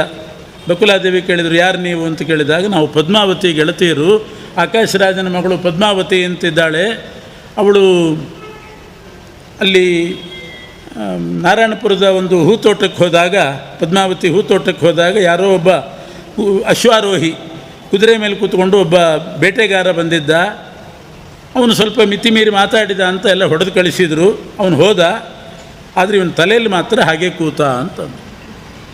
ಅವನು ಹೋದನಂತೆ, ಪದ್ಮಾವತಿ ತಲೆ ಮೇಲೆ ಕೂತಿದ್ದಾನೆ, ತಲೆ ಒಳಗೆ, ಮೇಲಲ್ಲ ಒಳಗೆ ಕೂತಿದ್ದಾನೆ. ಅಂದರೆ ಅವಳೇನೋ ಕಳಿಸಿದ್ಲು, ಆದರೆ ತಲೆಯಲ್ಲಿ ಶ್ರೀನಿವಾಸನೇ ಕೂತ್ಬಿಟ್ಟ, ತಲೆಯಿಂದ ಹೋಗಲಿಲ್ಲ. ಶ್ರೀನಿವಾಸ ಏನೋ ಹೋದ, ಆದರೆ ಪದ್ಮಾವತಿ ತಲೆಯಲ್ಲಿ ಕೂತನಂತೆ. ಅದರಿಂದ ಅವಳಿಗೆ ನಿದ್ದೆ ಇಲ್ಲ, ಊಟ ಇಲ್ಲ, ನೀರಿಲ್ಲ, ಬಹಳ ಅಸ್ವಸ್ಥಳಾಗಿ ದಿನೇ ದಿನೇ ಕೃಶಳಾಗ್ತಾ ಇದ್ದಾಳೆ. ಆವಾಗ ಏನು ಮಾಡೋದು ಅಂತ ಚಿಂತೆ ಆಯಿತು. ಎಲ್ಲ ವೈದ್ಯರಿಗೆ ತೋರಿಸಿದ್ದಾರೆ, ಏನೂ ರೋಗ ಇಲ್ಲ ಅಂತ ಎಲ್ಲರೂ ಹೇಳ್ತಾ ಇದ್ದಾರೆ, ಏನೂ ರೋಗ ಇಲ್ಲ ಅಂತ. ಜ್ಯೋತಿಷ್ಕರನ್ನ ಕರೆಸಿ ಆಯಿತು, ಯಾರೂ ಏನೂ ಹೇಳ್ತಾ ಇಲ್ಲ. ಅಷ್ಟೊತ್ತಿಗೆ ಸರಿಯಾಗಿ ಇದ್ದಕ್ಕಿದ್ದ ಹಾಗೆ ಬೃಹಸ್ಪತ್ಯಾಚಾರ್ಯರು ದೇವಗುರುಗಳು ಅಕಸ್ಮಾತ್ ಬಂದರು. ಬಹಳ ಸಂತೋಷ ಆಯಿತಂತೆ ಆಕಾಶರಾಜನಿಗೆ. ಯಾಕೆ ಅಂದರೆ ಗುರುಗಳು ಅಂತಂದರೆ ಸಾಧಾರಣ ಸ್ಥಾನ ಅಲ್ಲ. ಎಂಥ ರೋಗ ಏನಿದ್ರೂ ಎಲ್ಲ ಪರಿಹಾರ ಮಾಡುವ ಶಕ್ತಿ ಗುರುಗಳಿಗಿದೆಯಂತ. 10 ದೀಪ ಹಚ್ಚಿಟ್ರೆ ಏನು ಕೆಲಸ ಮಾಡ್ಬೋದು, ಒಂದು ವನ್ಹಿ ಆ ಕೆಲಸ ಮಾಡ್ತದೆ. ದಶವನ್ಹಿ ಸಮಃ ಅರ್ಯಮ, 10 ವನ್ಹಿಗಳು ಮಾಡುವ ಕೆಲಸವನ್ನು ಸೂರ್ಯ ಮಾಡ್ತಾನಂತೆ. ದಶಸೂರ್ಯ ಸಮಃ ವೈದ್ಯ, 10 ಸೂರ್ಯರು ಮಾಡುವ ಕೆಲಸವನ್ನು ಒಬ್ಬ ವೈದ್ಯ ಮಾಡ್ತಾನಂತೆ. ದಶವೈದ್ಯ ಸಮಃ ದ್ವಿಜ, 10 ವೈದ್ಯರು ಮಾಡುವ ಕೆಲಸವನ್ನು ಒಬ್ಬ ದ್ವಿಜ ಮಾಡ್ತಾನಂತೆ. ದಶದ್ವಿಜ ಸಮಃ ವಿಪ್ರ, 10 ದ್ವಿಜರು ಮಾಡುವ ಕೆಲಸ ಒಬ್ಬ ವಿಪ್ರ. ವಿಪ್ರ ಅಂದರೆ ವಿವಿಧಂ ಪ್ರಾತೀತಿ ವಿಪ್ರ, ನಾನಾ ವಿದ್ಯೆಗಳನ್ನು ಅಧ್ಯಯನ ಮಾಡಿ ಎಲ್ರಿಗೂ ಮನೋಭೀಷ್ಟ ಪೂರೈಸ್ತಕ್ಕಂಥವನು ವಿಪ್ರ. ದಶವಿಪ್ರ ಸಮಃ ಗುರುಹು, ಹೀಗೆ ಲೆಕ್ಕ. ಒಂದಕ್ಕಿಂತ ಒಂದು ಮೇಲೆ, ದೀಪಕ್ಕಿಂತ ಅಗ್ನಿ, ಅಗ್ನಿಗಿಂತ ಸೂರ್ಯ, ಸೂರ್ಯನಿಗಿಂತ ವೈದ್ಯ, ವೈದ್ಯರಿಗಿಂತ ದ್ವಿಜರು, ದ್ವಿಜರಿಗಿಂತ ವಿಪ್ರರು, ವಿಪ್ರರಿಗಿಂತ ಮೇಲೆ ಒಬ್ಬ ಗುರು. ಬೃಹಸ್ಪತ್ಯಾಚಾರ ಬಂದಾಗ ಸಂತೋಷದಿಂದ ಅವರ ಕಾಲಿಗೆ ಬಿದ್ದು, ಪದ್ಮಾವತಿಗೆ ಏನಾಗಿದೆ ಏನೋ ಗೊತ್ತಿಲ್ಲ, ಬಹಳ ವಿಚಿತ್ರ ಆಗಿದೆ ಅಂತಂದಾಗ ಅವರು ಹೇಳಿದರು, ಏನೂ ಆಗಿಲ್ಲ, ಮಾನಸಿಕ ವ್ಯಥೆ, ವ್ಯಾಧಿ ಏನೂ ಇಲ್ಲ, ಆಧಿ ಕಾಡ್ತಾ ಇದೆ, ಮಾನಸಿಕ ಚಿಂತೆ. ಇದು ಪರಿಹಾರ ಆಗಬೇಕಾಗಿದ್ದರೆ 11 ಸಲ ಏಕಾದಶ ವಾರ, ಯಾಕೆ ರುದ್ರದೇವರ ಸಂಖ್ಯೆನೇ ಏಕಾದಶ ರುದ್ರರು ಅಂತ 11 ಸಲ ರುದ್ರಾಧ್ಯಾಯ ನಮಕ ಅಂತ ಮೊದಲು ಬರ್ತದೆ. ಆ ನಮಕ ಪುರಸ್ಸರವಾಗಿ ಏಕಾದಶ ವಾರ ರುದ್ರ ಅಧ್ಯಾಯ ಹೇಳಿಕೊಂಡು ರುದ್ರದೇವರಿಗೆ ಅಭಿಷೇಕ ಮಾಡಿದರೆ ಎಲ್ಲ ಮಾನಸಿಕ ಚಿಂತೆ ದೂರ ಆಗ್ತದೆ. ಮನೋನಿಯಾಮಕರವರು, ಮನೋಭಿಮಾನಿಗಳು, ಮನಸ್ಸು ನಿಶ್ಚಿಂತವಾಗಿರಬೇಕಾದ್ರೆ ರುದ್ರದೇವರಿಗೆ ಅಭಿಷೇಕ ಆಗಬೇಕು.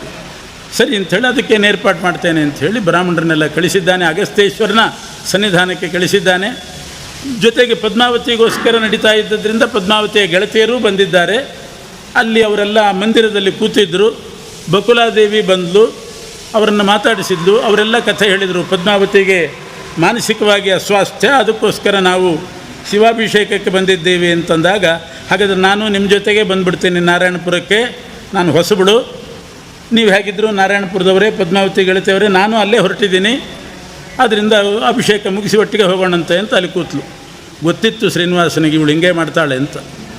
ಒಂದು ಕಣ್ಣಿದ್ದರೆ ಅಷ್ಟು ಪ್ರಶಸ್ತ ಅಲ್ಲ, ಎರಡು ಕಣ್ಣು ಇರಬೇಕಂತ. ಒಬ್ಬ ಮಗ ಇರೋದಕ್ಕಿಂತ ಇಬ್ಬರು ಗಂಡು ಮಕ್ಕಳಿದ್ದರೆ ಪ್ರಶಸ್ತ. ಹಾಗೆ ಹೆಣ್ಮಕ್ಳಿಗೆ ಕೆಲಸ ಹಚ್ಚೋದಕ್ಕಿಂತ ಗಂಡಸರು ತಾವು ಮಾಡೋದು ಪ್ರಶಸ್ತ ಅಂತ. ಹೆಣ್ಮಕ್ಳಿಗೆ ಹಚ್ಚಬಾರ್ದು ಅಂತೇನಿಲ್ಲ, ಎಲ್ಲ ಎಂತೆಂಥ ಕೆಲಸ ಬೇಕಾದ್ರೆ ಮಾಡ್ಕೊಂಡು ಬರ್ತಾರೆ. ಎಲ್ಲ ಭಾರಿ ಚುರುಕಿರ್ತಾರೆ, ಒಳ್ಳೆ ಬುದ್ಧಿವಂತರಿರ್ತಾರೆ, ಚುರುಕಿರ್ತಾರೆ, ಎಲ್ಲ ಕೆಲಸ ಮಾಡ್ಕೊಂಡು ಬರ್ತಾರೆ. ಒಂದೇ ಒಂದು ಎಡವಟ್ಟು ಏನು ಅಂದರೆ ಯಾರಾದರೂ ದಾರಿಯಲ್ಲಿ ಸಿಕ್ಕರೆ ಮಾತಾಡ್ತಾ ನಿಂತುಬಿಡ್ತಾರೆ. ನನ್ನ ಕೆಲಸ ನಾನು ಮಾಡ್ಕೊಳ್ಳೋದು ಒಳ್ಳೆಯದು, ಯಾಕೆಂದರೆ ಈ ಬಕುಲಾದೇವಿ ಎಷ್ಟು ಮಟ್ಟಿಗೆ ಮಾಡ್ತಾಳೋ ಏನೋ ಅಂತ ಹೇಳಿ ತಾನು ಕೊರವಂಜಿಯಾಗಿ ಕೊರವಂಜಿ ರೂಪದಿಂದ ನಾರಾಯಣಪುರಕ್ಕೆ ಹೋಗಿ ತನ್ನ ಕೆಲಸ ಮಾಡಿಕೊಂಡು ಬರೋಣ ಅಂತ ಕೊರವಂಜಿ ವೇಷ ಹಾಕ್ಕೊಂಡು ಹೊರಟು ನಾರಾಯಣಪುರಕ್ಕೆ ಬಂದಿದ್ದಾನೆ. ಇನ್ನೂ ಇವಳು ಬಂದಿಲ್ಲ, ಬಕುಲಾದೇವಿ ಹೋಗೇ ಇಲ್ಲ ನಾರಾಯಣಪುರಕ್ಕೆ, ಅಲ್ಲಿ ಕೂತ್ಬಿಟ್ಟಿದ್ದಾಳೆ ಅಗಸ್ತ್ಯೇಶ್ವರನ ಸನ್ನಿಧಾನದಲ್ಲಿ. ಇದು ಮೊದಲೇ ಗೊತ್ತಿತ್ತು ಶ್ರೀನಿವಾಸನಿಗೆ. ಅದಕ್ಕೆ ತನ್ನ ಕಾರ್ಯವ ತಾ ಮಾಡುವಾಗೆ ಅಂತಾರೆ, ತನ್ನ ಕಾರ್ಯ ತಾ ಮಾಡ್ಕೋಬೇಕು ಅಂತ ಕೊರವಂಜಿಯಾಗಿ ಹೊರಟಿದ್ದಾನೆ. ಆ ವೇಷ ಹೇಗಿತ್ತು ಏನು ಅಂತೆಲ್ಲ ವರ್ಣನೆ ಮಾಡ್ತಾರೆ.